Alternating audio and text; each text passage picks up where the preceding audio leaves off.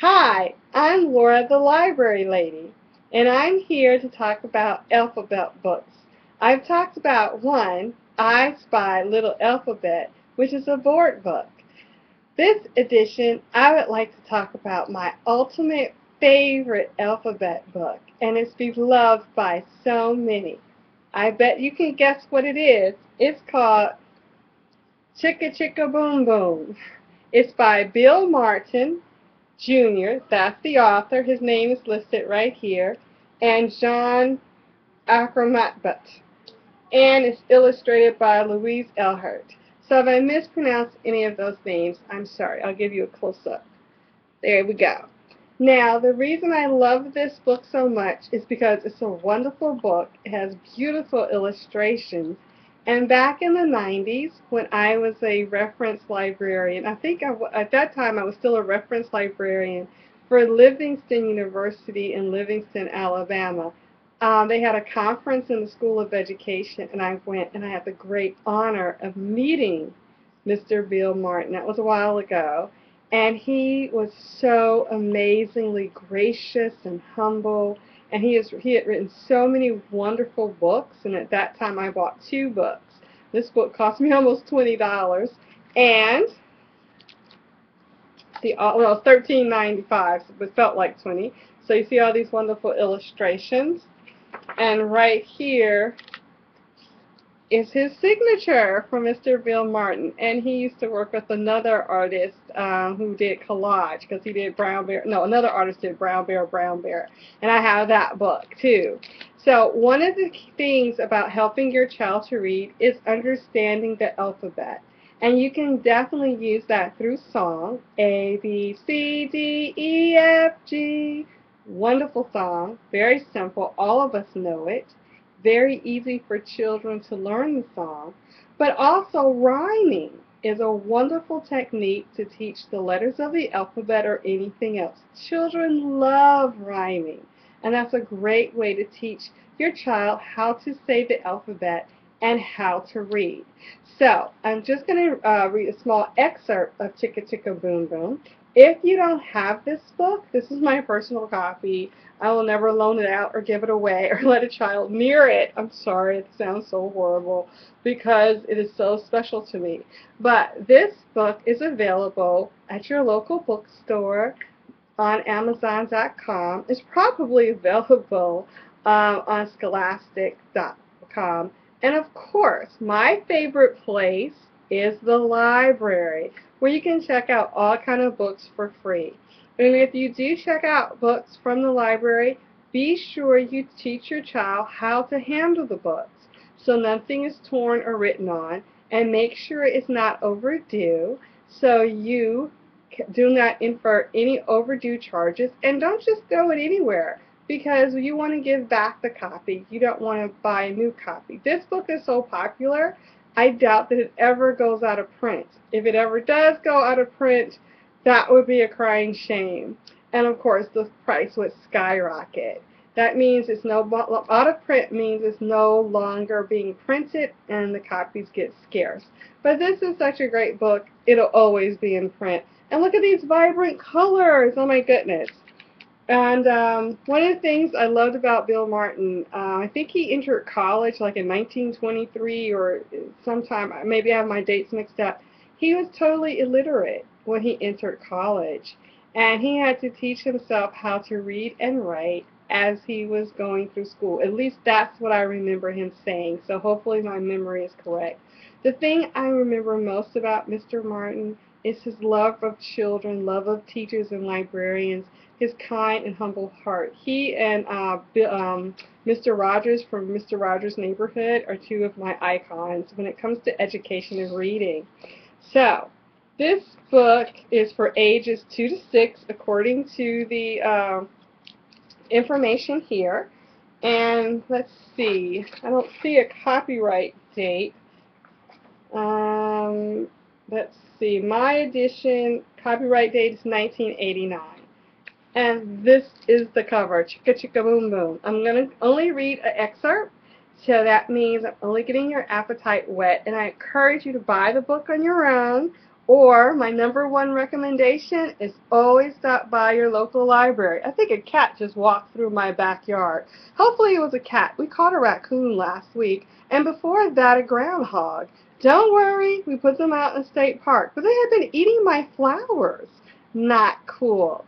All right, so Chicka Chicka Boom Boom. Here we go. A told B and B told C, I'll meet you at the top of the coconut tree. And when you read the book, use inflections in your book. What if I read that A told B and B told C, I'll meet you at the top of the coconut tree? Well, because it's so well written, you will still sound great. But when you read with your child, use your voice, use inflection, up and down, use your increase volume, decrease volume, say something rapidly, say something in a whisper, say something loud, say something soft. Make it interesting, make it interactive. And mainly, your child likes to touch you, hug you. They want to touch the book. So if they want to touch the book, fine. Just make sure their hands are clean.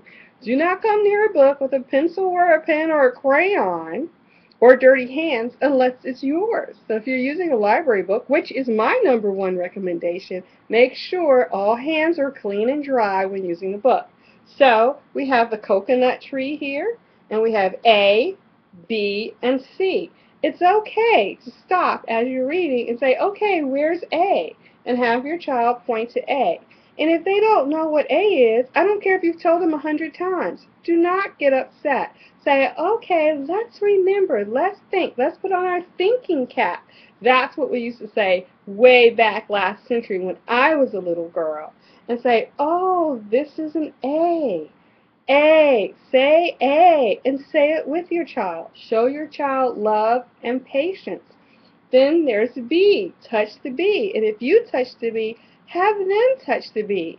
And remember, this is the lowercase a and the lowercase b, which can be confusing because the last book I talked about, I Spy Little Letters, they use all capital letters. So these are lowercase letters. So this is an uppercase B, and this is a lowercase b. Is that important the very first or second or 100th time you go through this with your child?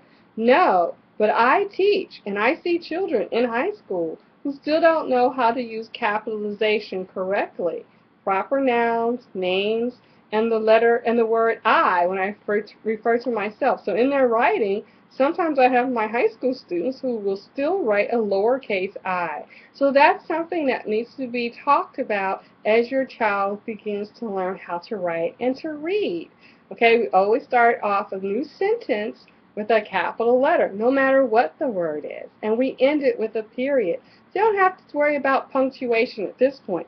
As you can see, there's punctuation in this text, and you can talk about that. And you also see the letters in the text are in bold font. So that's another thing to kind of pull out and look at. So these letters are in uppercase in the text, but look here, they're lowercase as part of the illustration.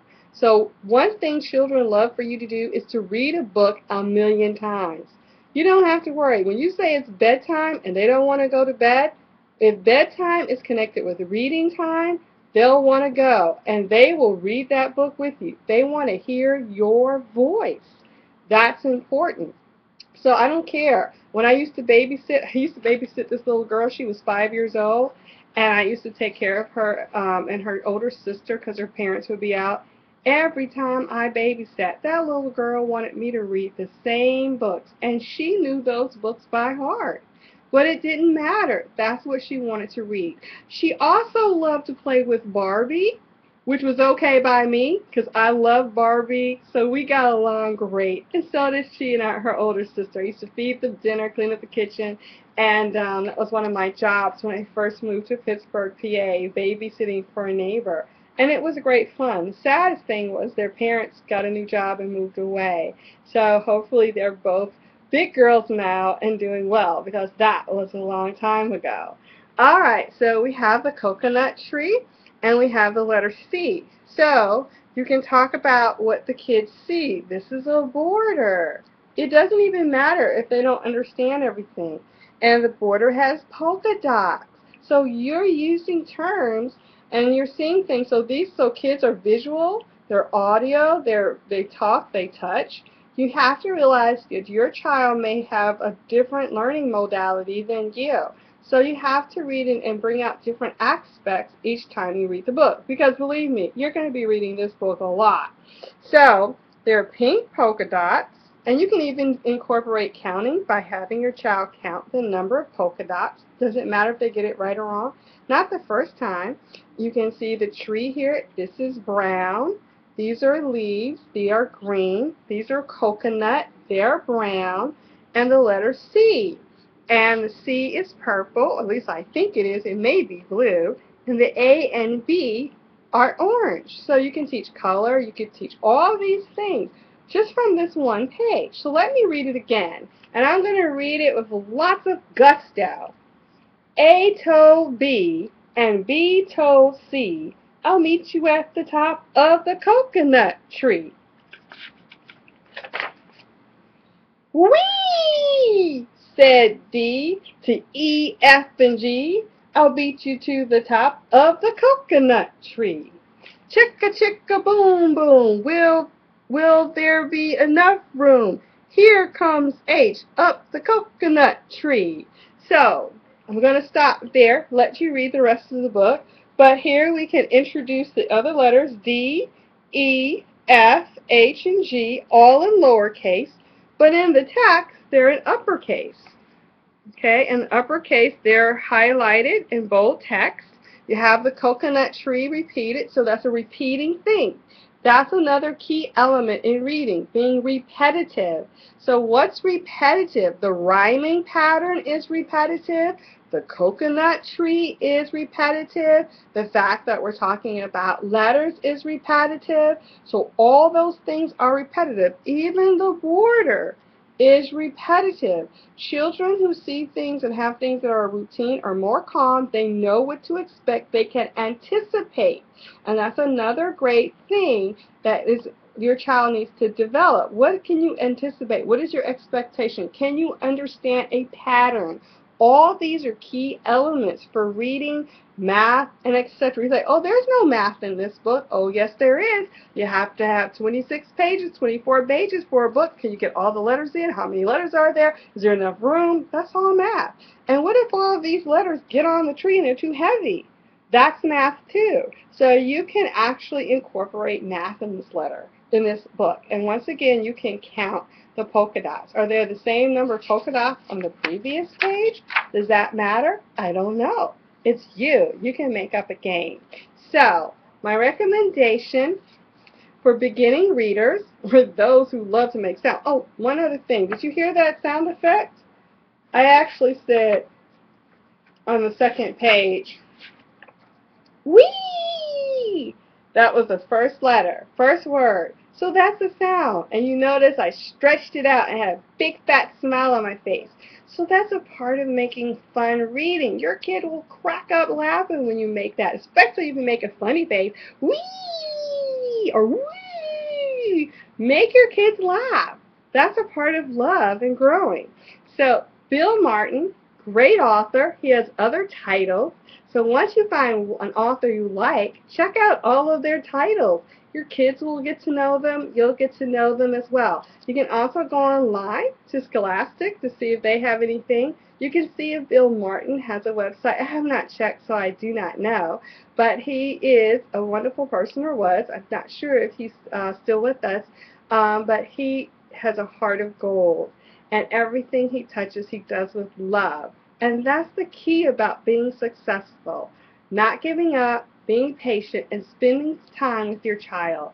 And they will be doing really well in school. That's all for this edition. And remember, Chicka Chicka Boom Boom.